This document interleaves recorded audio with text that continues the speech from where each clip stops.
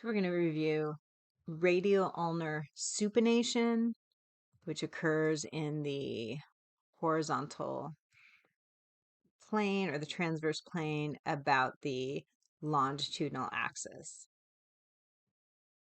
So we can see supination from a pronated position, where you can hold the sup if the phalangeal joints were extended. Just want to go back here so you can see the supinator muscle here basically pronates or supinates the radial ulnar joint from a pronate position, right? So it goes from the ulna to the radius and it grabs that radius and pulls it back into pronation. And what muscle do we have here but the biceps brachii?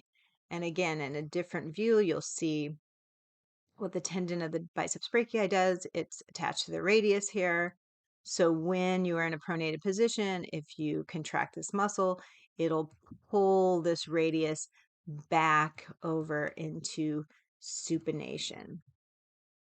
So more about the supinator muscle. It attaches to the lateral epicondyle of the humerus, and it attaches over to the ulna, and it is innervated by the radial nerve.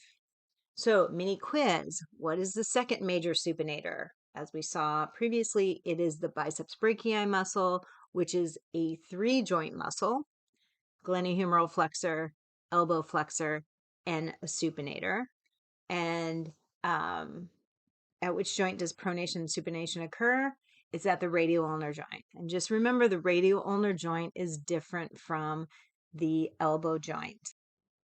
Here's a view of the supinator from the posterior view, right? So you can see the spine of the scapula.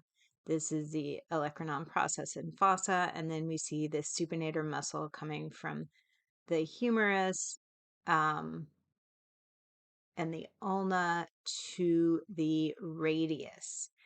Now, if you look at it, since it's posterior on the arm, it is the radial nerve innervation. But just looking at it from here, it's hard to see when in anatomical 0, you're already in a supinated position to see how it would supinate anymore. But the supinator works when the radius is over the ulna in pronation. It kind of lengthens this muscle. And so from a pronated position, then the supinator is activated to pull you into supination, again, with the help of the biceps brachii.